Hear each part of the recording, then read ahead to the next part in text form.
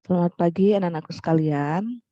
Pada kesempatan ini untuk pembelajaran seni budaya pada semester ganjil khususnya kelas 12 kita akan membahas materi tentang desain reklame atau poster. Adapun kompetensi dasar pada materi ini, peserta didik mampu mengevaluasi konsep, unsur, prinsip, bahan, dan teknik dalam berkarya seni rupa.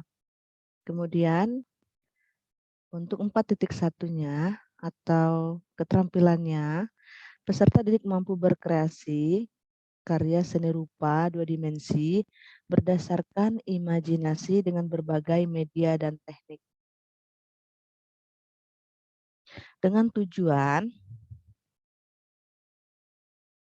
setelah mempelajari materi ini dengan baik, diharapkan kalian dapat membandingkan konsep, unsur, dan prinsip dalam karya seni rupa dengan memperhatikan bahan dan teknik dalam berkarya seni rupa atau reklame. Baik, sebelum kita masuk ke konsep karya seni rupa, di sini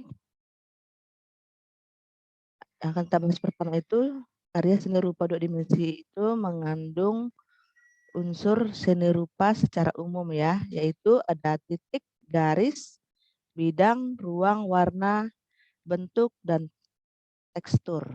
Nah, oke, kita lanjut. Sekarang kita masuk ke konsep karya seni rupa.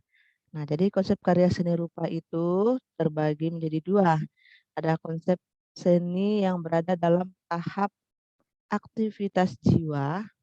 Itu artinya proses pembentukan ide itu berasal dari penangkapan perasaan terhadap alam. Itu artinya ya, tahapan aktivitas jiwa. Dia berasal dari perasaan ya, perasaan terhadap alam.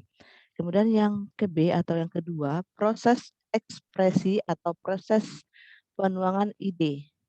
Itu memuat tentang kreativitas masing-masing seniman atau pencipta seni. Oke, sekarang lanjut.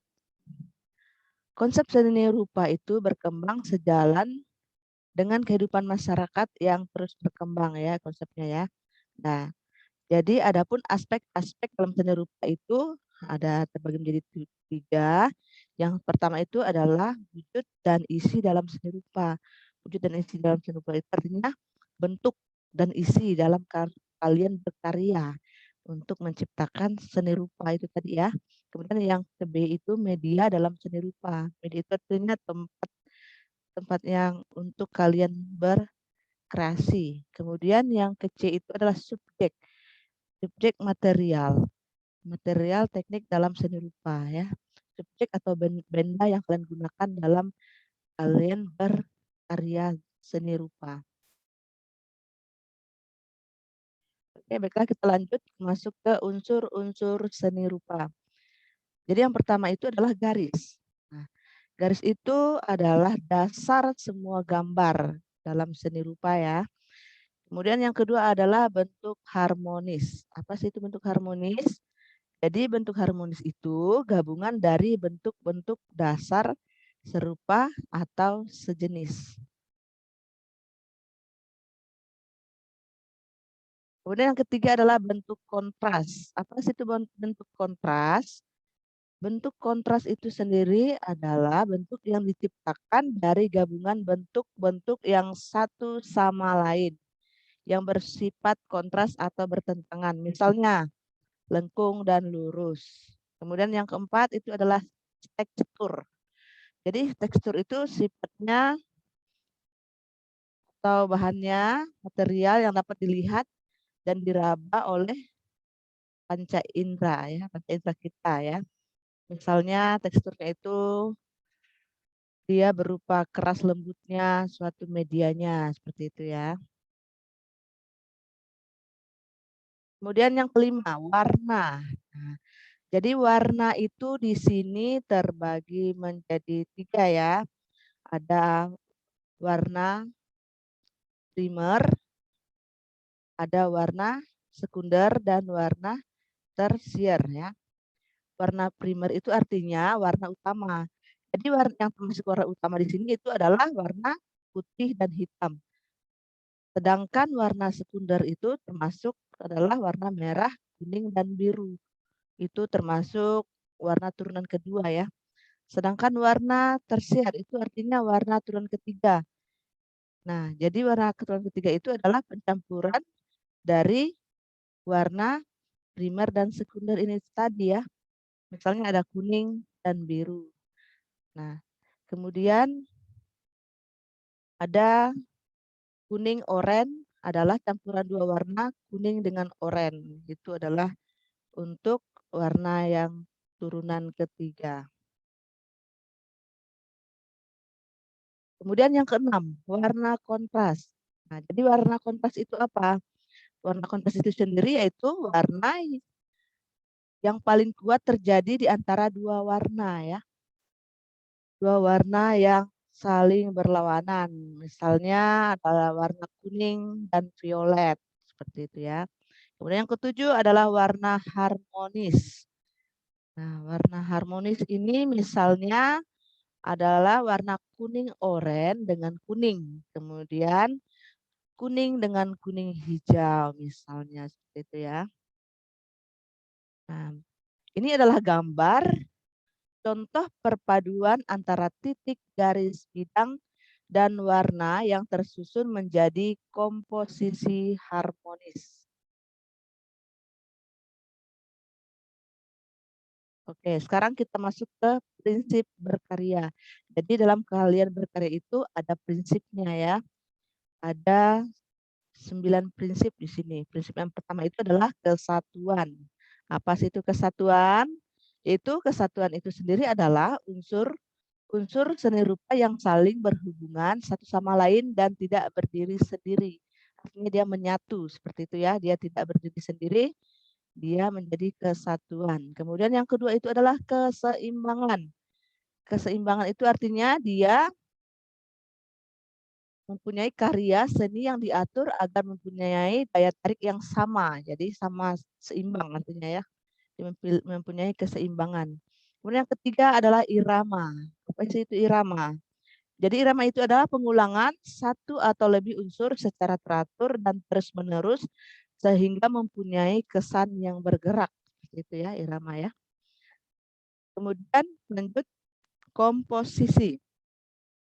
Komposisi adalah salah satu prinsip yang menjadi dasar keindahan dari sebuah karya seni rupa ya. Jadi komposisi itu adalah salah satu prinsip dalam menjadi dasar untuk keindahan dalam kalian berkarya. Kemudian lanjut ke proporsi. Jadi proporsi ini yaitu bertanggung jawab membandingkan bagian satu dengan bagian yang lainnya sehingga enak dipandang mata atau selaras seperti itu ya. Lanjut pusat perhatian. Nah, jadi pusat perhatian itu maksudnya di sini adalah prinsip dominasi, disebut dengan prinsip dominasi atau usaha untuk menampilkan bagian tertentu dari karya seni rupa sehingga terlihat menonjol. Itu maksudnya ya, dari pusat perhatian di sini. Jadi menjadi pusat perhatian. Kemudian yang selanjutnya keselarasan atau harmoni. Jadi maksudnya di sini keselarasan atau harmoni itu adalah prinsip guna menyatukan unsur yang ada dalam seni rupa dari berbagai bentuk benda. Kemudian gradasi. Jadi gradasi itu sendiri adalah susunan warna berdasarkan tingkat perpaduan berbagai warna yang digunakan dalam karya seni secara berangsur-angsur. Itu gradasi ya pada prinsip berkarya. Kemudian terakhir, prinsip untuk berkarya itu adalah kontras. Jadi kontras itu sendiri adalah mengatur perbedaan dari dua unsur yang berlawanan. Perbedaan mencolok letak di warna, bentuk, dan ukuran sehingga karya seni tidak terkesan selalu lama, jadi selalu baru. Maksudnya kalau kontras ini dia menciptakan karya kalian itu selalu baru, dia tidak terlihat selalu lama deh, tapi menampilkan karya yang selalu baru, seperti itu maksudnya ya. Kemudian lanjut ke bahan. Nah, jadi bahan yang digunakan dalam kalian berkreasi dalam seni rupa ini untuk dimensi reklame, yaitu sering yang digunakan adalah bahannya misalnya kertas, plastik, cat, solvent, dan bahan sejenisnya.